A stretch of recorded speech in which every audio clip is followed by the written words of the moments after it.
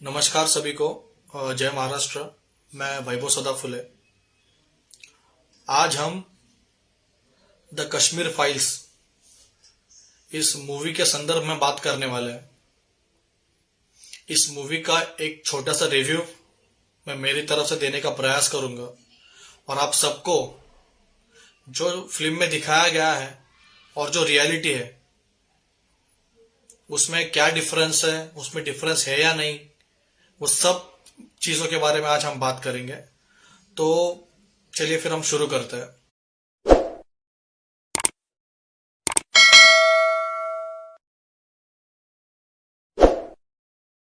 सबसे पहली बात, द कश्मीर फाइल्स ये फिल्म विवेक अग्निहोत्री द्वारा डायरेक्ट की गई है और ये फिल्म जो है 11 मार्च 2022 को रिलीज की गई है।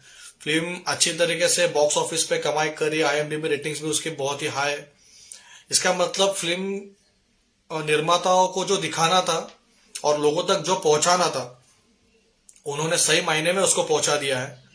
लेकिन अभी सवाल ये होता है कि कोई भी फिल्म बनाने के पहले, कोई भी फिल्म बनाने के वक्त या कोई भी फिल्म बनाने की शुरुआत करने से पहले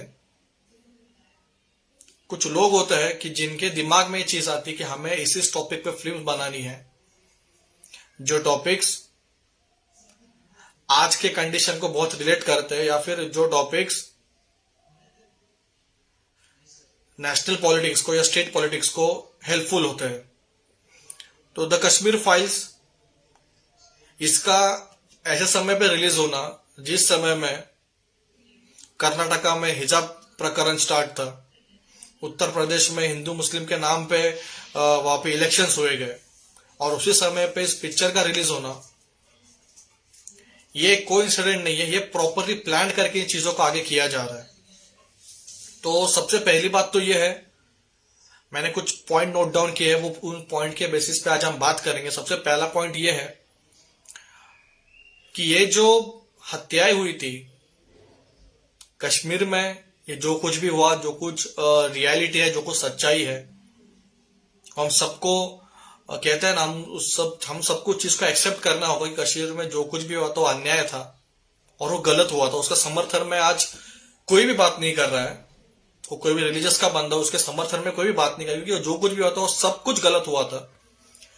जनवरी 1990 से लेके मार्च, ये 2-3 महीने जो थे कश्मीर के, मैं कश्मीर में रहने वाले जो पंडित थे उनके लिए बहुत ही कहते ना हम, डरावना समय था। कत्लेआम वहां पे हो रहे थे, लेकिन इसके पीछे का एग्जैक्ट रीजन क्या है, इसके पीछे की एग्जैक्ट कॉन्स्पिरेसी क्या है, हम उसके बारे में आज बात करेंगे। फिल्म के डायरेक्टर्स ने, फिल्म के मेकर्स ने बहुत ही अच्छी तरीके से फिल्म को प्रेजेंट किया है। मैंने कल ही फिल्म देखी, अच्छी तरीके से फिल्म को प्रेजेंट किया है, लोगों में इमोशंस उसने ला दिए है। फिल्म देखने के बाद आप थिएटर में से जब निकलोगे तब आपके आंखों में 100% आंसू रहेंगे, क्योंकि उनको यही चाहिए था कि ये फिल्म आपके दिल तक पहुंचनी चाहिए और ये फिल्म आपके दिल को टच करती है, आपके सेंटिमेंट्स को टच करती है, आपके रिलीजियस सेंटिमेंट्स को ये फिल्म टच करती है। अच्छी तरीके से सिनेमाटोग्राफी बहुत अच्छी तरीके से हुआ है, डायरेक्शन बहुत अच्छी तरीके से हुआ है, एक्टिंग वाइज भी हर एक एक्टर्स उन्होंने बेहतरीन लिए है। नो डाउट अगर हम इस फिल्म को अगर फिल्म की तरह ही देखेंगे तो मेरी तरफ से इस फिल्म को मैं 5 में से 5 स्टार दे सकता हूं। लेकिन जब हम इस फिल्म की रियल कॉन्स्पिरेसी के बारे में हम बात करेंगे तो शायद से इस रेटिंग को मुझे कम करना होगा, क्योंकि जिस प्रकार से आप सोशल मीडिया पे आज हम देख पा रहे हैं, इस फिल्म के संदर्भ में हम जो देख पा रहे हैं, ये फिल्म मोस्टली बीजेपी का जो गवर्नेंस का स्टेट है उस स्टेट में इस फिल्म को टैक्स फ्री किया जा रहा है, क्योंकि बीजेपी ये सोचती है कि हम लोगों को फिर से धर्म के नाम पे हमारा गुलाम बनाएंगे। और उनको ये लगता है कि इस फिल्म में अगर हिंदुओं पे अत्याचार दिखाया गया है तो हम इस फिल्म का एक पॉलिटिकल मार्केटिंग करके इस फिल्म को हमारी तरफ हम जोड़ देंगे। ये प्रयास चल रहा है बीजेपी का नेशनल लेवल पे। लेकिन जब हम प्रैक्टिकल बेसिस पे, फैक्चुअल बेसिस पे जब हम बात करेंगे आज, तो आपको सच्चाई पता चलेगी।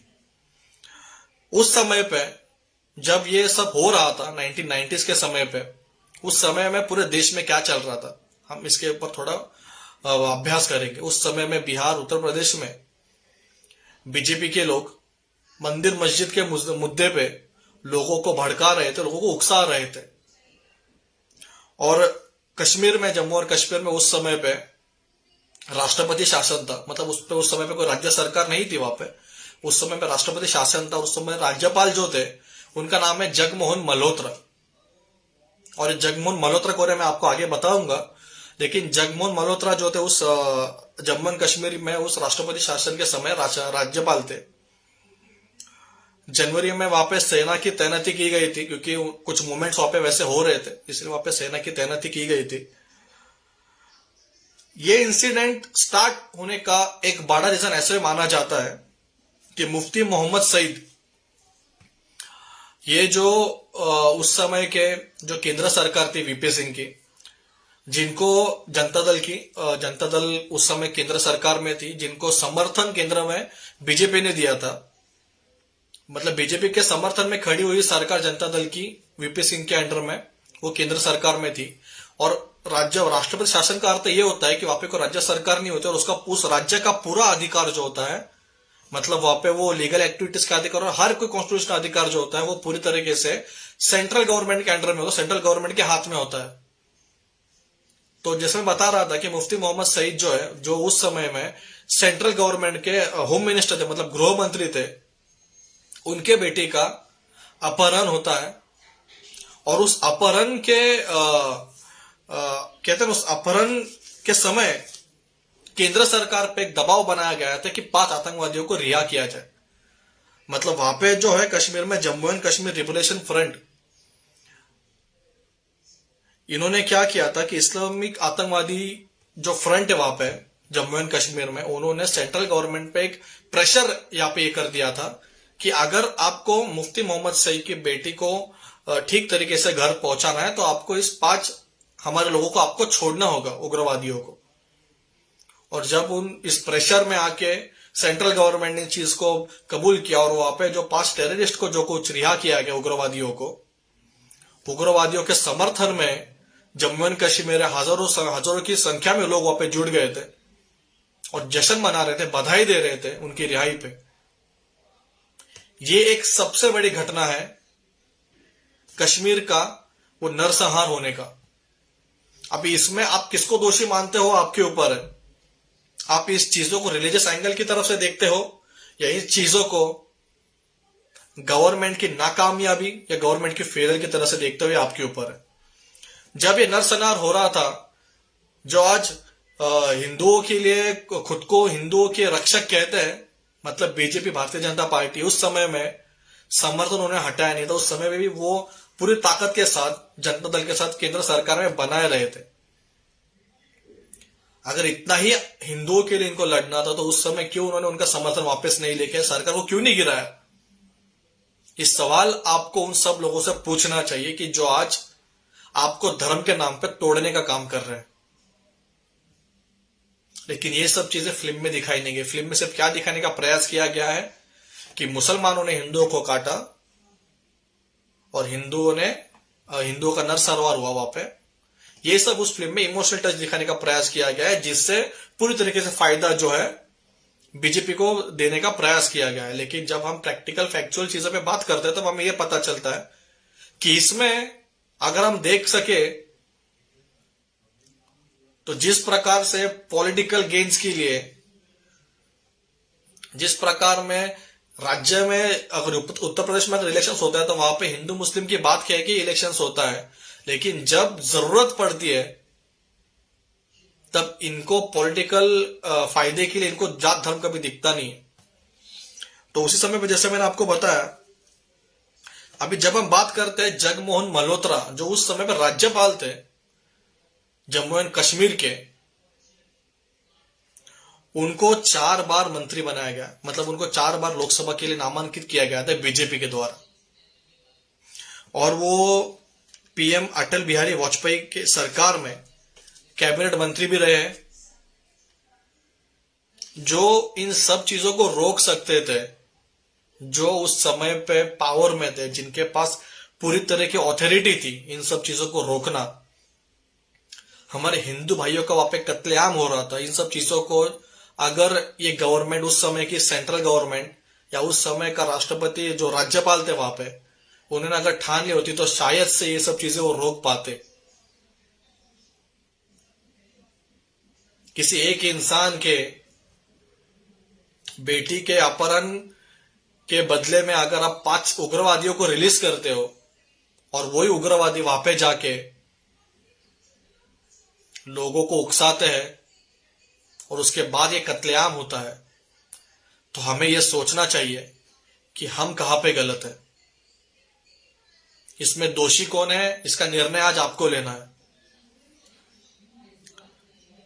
तो ये सब चीजें हो गई थी।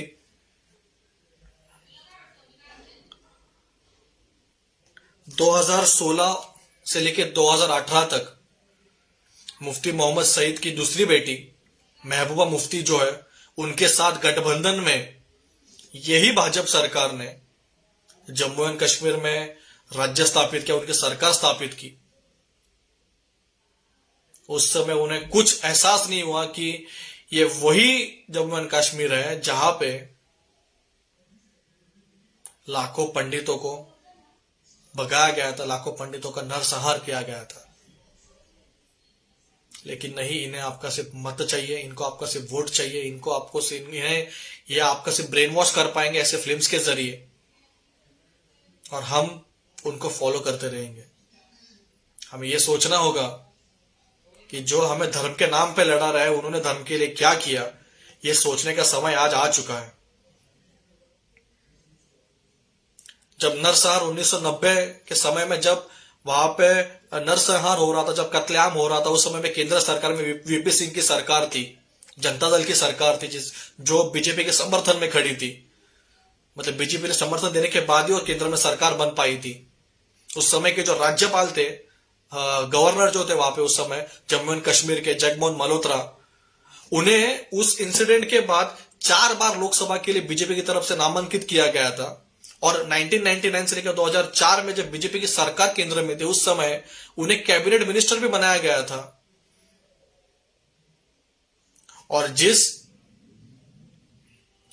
महबूबा मुफ्ती के साथ इन्होंने वहां पे जम्मू एंड कश्मीर में गठबंधन किया था 2016 से लेकर 2018 तक, उस बीजेपी पार्टी पे आप किस प्रकार पे विश्वास रख सकते हो? तो आपको यह सोचना होगा, यहां पे सिर्फ 80% हिंदुओं को धर्म के नाम पे भड़काने का, धर्म के नाम पे उकसाने का, इस देश की समानता को, इस देश की एक नेशनल इंटीग्रेशन जो होता है, हमारे एकत्रता को तोड़ने का काम ये पॉलिटिकल पार्टीज कर रहे हैं। मैं आपसे यही रिक्वेस्ट करना चाहूंगा, कश्मीर द फाइल्स मूवी आप देखिए। मैं उसको नहीं देखने का आपको नहीं बताऊंगा, लेकिन मूवी आपने देखना चाहिए। लेकिन वो मूवी देखने के बाद किसी भी धर्म के लोगों की, किसी भी जात के लोगों को अगर आपको ब्लेम करना होगा तो वो मत कीजिएगा। अगर ब्लेम करना है तो उन गवर्नमेंट को कीजिए, उन पॉलिटिकल पार्टी को कीजिएगा जिनके पास पूरा अधिकार था, जिनके पास पूरी अथॉरिटी थी, जो इन चीजों को रोक सकते थे, लेकिन उन्होंने रोका नहीं, क्योंकि उनको यही चाहिए था। जिस प्रकार उन्होंने मस्जिद मंदिर के मुद्दे पे, मंदिर और मस्जिद के अयोध्या के मुद्दे पे उन्होंने 30 साल से राज्य किया है, लोगों को भड़काया, उन्हें ये और एक मुद्दा चाहिए था इस देश में धार्मिक असंतुलन पैदा करने का, और उन्होंने वो सब कुछ होने दिया। उस समय पे वो चुपचाप थे, उस समय पे वो यूपी बिहार में जाके लोगों को मंदिर मस्जिद के लिए भड़का रहे थे, लेकिन उन्हें ये नहीं लगा कि उस समय हमें कश्मीर में जाना बहुत जरूरी है, कश्मीर के लोगों को आपकी जरूरत थी, लेकिन उस समय पे कोई वहां पे खड़ा नहीं था।